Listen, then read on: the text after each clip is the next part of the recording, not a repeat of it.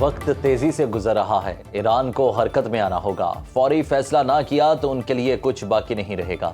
امریکی صدر کی جانب سے ایران کو دھمکیاں، کہا تاخیر کیے بغیر فیصلہ کن اقدامات اٹھانا ہوں گے۔ تہران کو معاہدے اور امن کی شرائط پر فوری عمل درآمد پر زور۔ امریکی وزیر خارجہ مارکو روبیو کہتے ہیں کہ آبنائے ہرمز میں پروجیکٹ فریڈم پاکستان کی درخواست پر روکا گیا۔ پاکستان نے کہا کہ پروجیکٹ فریڈم روکنے سے معاہدہ ممکن ہے۔ سفارتکاری کو موقع دینے کے لیے آپریشن بند کیا۔ صدر ٹرمپ سفارتکاری کو ترجیح دیتے ہیں۔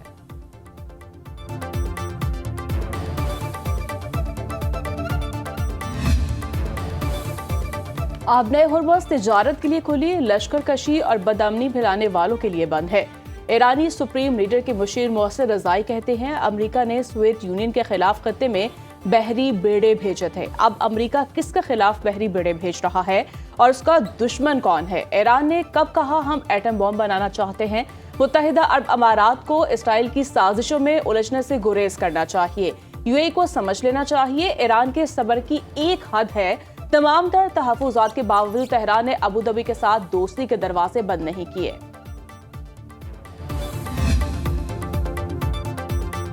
امریکہ نے ایران کے ساتھ مذاکرات کی بحالی کے لیے 5 شرائط پیش کر دی۔ ایرانی میڈیا کے مطابق امریکہ نے جنگ کے خاتمے کے لیے ایران کی مذاکراتی تجویز کے جواب میں کوئی ٹھوس رعایت نہیں دی۔ امریکہ نے ایران کو جنگی نقصانات کا ہرجانہ دینے سے انکار کیا۔ 400 کلو گرام ایرانی افزودہ یورینیم امریکہ کے حوالے کرنے کا مطالبہ شامل۔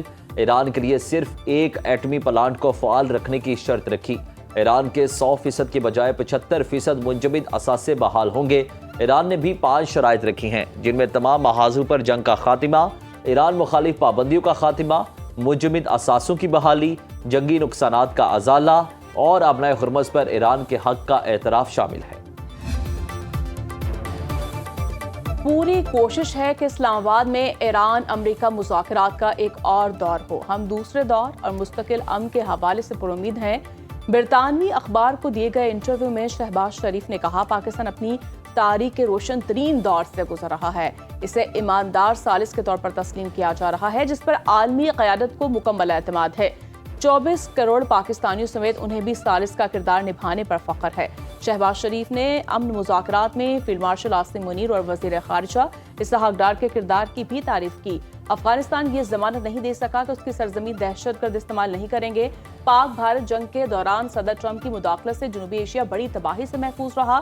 شہباز شریف کو قطری پرائم منسٹر شیخ محمد بن عبد الرحمن بن جاسم کا ٹیلی فون، علاقائی اور بین الاقوامی صورتحال پر تبادلہ خیال، قریبی رابطے میں رہنے پر اتفاق کیا گیا۔ امریکہ ایران جنگ بندی برقرار رکھنے کے لیے پاکستان کے لیے سرگرم۔ وزیر داخلہ محسن نقوی کی تہران میں ایرانی صدر مسعود پزیشکیان سے ملاقات۔ ایرانی میڈیا کے مطابق ملاقات تقریباً 90 منٹ جاری رہی۔ ایرانی صدر کی جنگ بندی کے لیے پاکستان کے کردار کی تعریف، وزیر اعظم شہباز شریف اور فیلڈ مارشل سید عاصم منیر کی امن کاوشوں کو سراہا۔ مسعود پزیشکیان نے کہا امید ہے پاکستان کی کوششیں خطے میں پائیدار امن کا باعث بنیں گی۔ خطے میں باہر کی طاقتوں کی مداخلت کم کرنے کے لیے اسلامی ممالک کا اتحاد ناگزیر ہے۔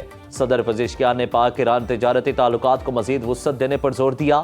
محسن نقوی نے کہا کہ حالیہ جنگی حالات میں دونوں ملک پہلے سے زیادہ قریب آ چکے۔ وزیر خارجہ عباس عراقچی، وزیر داخلہ سکندر مومنی اور دیگر حکام بھی ملاقات میں موجود تھے۔ یو اے ای اور سعودی عرب پر ڈرون حملے کے منفی اثرات، عالمی منڈی میں خام تیل کی قیمتیں 2 ہفتے کی بلند ترین سطح پر پہنچ گئی۔ برنٹ کروڈ آئل کی قیمت $111.29 ہو گئی۔ WTI ایک بیرل $160.73 میں فروخت۔ عالمی منڈی میں ایک اونس سونا $4,527 کا ہو گیا۔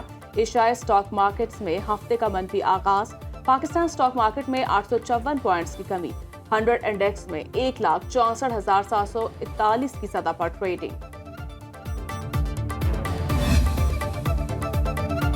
پاکستان اور آئی ایم ایف میں بجٹ پر مذاکرات جاری۔ آئی ایم ایف کا 500 ارب روپے سے زائد کے نئے ٹیکس پالیسی اقدامات کا مطالبہ۔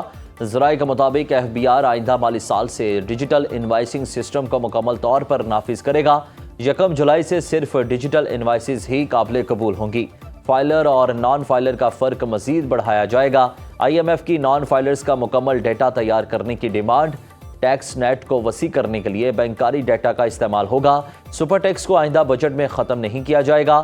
بیرون ملک اثاثوں پر کیپٹل ویلیو ٹیکس کے خاتمے سے متعلق حتمی فیصلہ ابھی ہونا باقی ہے۔ حکومت کی غیر ملکی اثاثوں پر ٹیکس وصولی ختم کرنے کی تجویز۔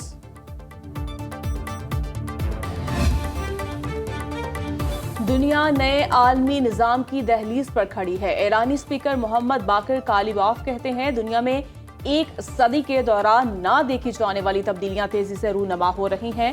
ایرانی قوم کی 70 روزہ مسلسل مزاحمت نے عالمی تبدیلی کے عمل کو مزید تیز کر دیا۔ آنے والا کل اور دنیا کا مستقبل اب گلوبل ساؤتھ کی ابھرتی ہوئی طاقتوں سے وابستہ ہے۔ مغربی طاقتوں کا اثر و رسوخ کم ہو رہا ہے، عالمی طاقت کا توازن تیزی سے بدل رہا ہے۔ ایرانی قوم کی قربانی اور مزاحمت عالمی سطح پر نئے بلاک کی تشکیل میں اہم کردار ادا کر رہی ہیں۔ سعودی عرب اور کینیڈا کے متحدہ عرب امارات کے جوہری پلانٹ کے قریب ڈرون حملے کی مذمت۔ ترجمان وزارت دفاع میجر جنرل ترکی المالکی کا کہنا ہے کہ یو اے ای پر حملے خطے کے امن و استحکام کے لیے خطرہ ہے۔ عراق سے سعودی فضائی حدود میں بھی داخل ہونے والے 3 ڈرونز کو تباہ کر دیا گیا۔ مناسب وقت اور جگہ پر جواب دینے کا حق محفوظ رکھتے ہیں۔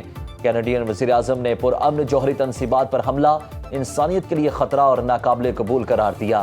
خطے میں کشیدگی کم کرنے پر زور، متحدہ عرب امارات سے اظہار یکجہتی۔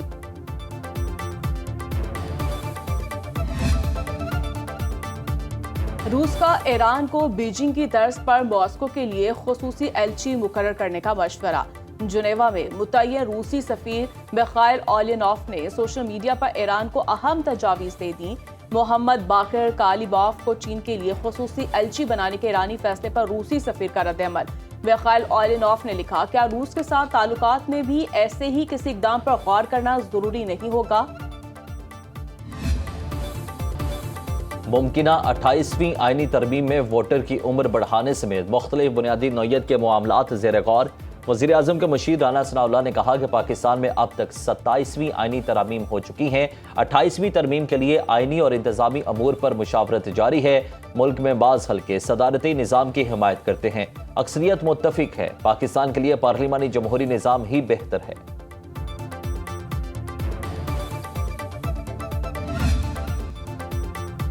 کوکین ڈیلر انمول پنکی کے خلاف مقدمات کے لیے عدالت سینٹرل جیل کراچی میں لگے گی۔ D I G south Asad Raza کی درخواست پر جوڈیشل میجسٹریٹ ساؤتھ کی عدالت کا حکم۔ بغدادی پولیس ملزمہ انمول پنکی کو آج سینٹرل جیل میں پیش کرے گی۔ ملزمہ کی مزید جسمانی ریمانڈ کی استدعا کی جائے گی۔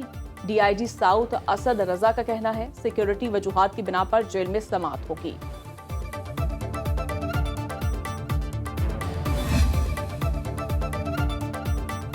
کوکین ڈیلر انمول پنکی کو جیل بھیجنے کے خلاف پولیس کا سیشن عدالت سے رجوع۔ درخشاں پولیس نے عدالتی ریمانڈ کے خلاف نظر ثانی درخواست دائر کر دی۔ موقف اختیار کیا، ملزمہ شاطر اور سنگین مقدمات میں مطلوب ہے، تفتیش کے لیے ریمانڈ ضروری ہے۔ انمول پنکی کا جسمانی ریمانڈ دینے کی استدعا۔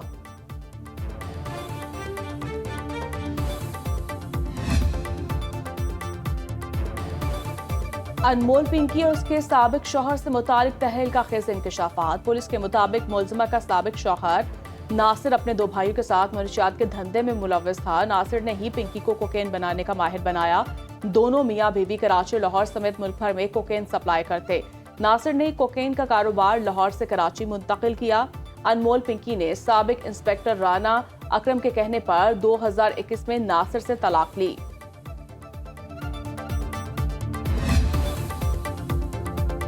گندم کی ترسیل پر پابندی اور سی این جی بندش پر خیبر پختونخوا اسمبلی میں اہم اجلاس آج طلب۔ وزیر اعلیٰ سہیل آفریدی، گورنر فیصل کریم کنڈی اور ارکان پارلیمنٹ کو شرکت کی دعوت۔ اجلاس کے بعد وزیر اعلیٰ، گورنر اور اسپیکر مشترکہ پریس کانفرنس بھی کریں گے۔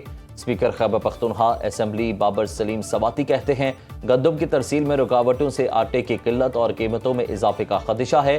گورنر خیبر پختونخوا فیصل کریم کنڈی اور گورنر پنجاب سردار سلیم حیدر سے بھی ملاقات۔ پنجاب سے آٹے کی خیبر پختونخوا ترسیل پر پابندی سے پیدا صورتحال پر تبادلہ خیال۔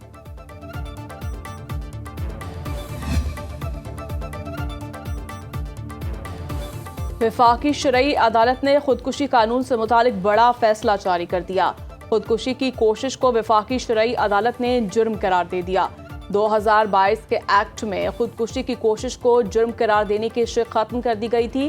वफाकी शरई अदालत ने हुकूमत की कानून साजी को गैर इस्लामी करार देकर कलअदम करार दे दिया। ज़ाबिता फौजकारी का खत्म किया गया सेक्शन 8 से बहाल कर दिया। पाकिस्तान में आज यकम ज़िलहज है। ईद उल अज़हा 27 मई को होगी। सऊदी अरब, Türkiye, Indonesia, Malaysia, Tunis, UAE, Oman में भी ईद उल अज़हा 27 मई को मनाई जाएगी। भारत में ज़िलहज का चांद नजर नहीं आया। ईद उल अज़हा 28 मई को होगी।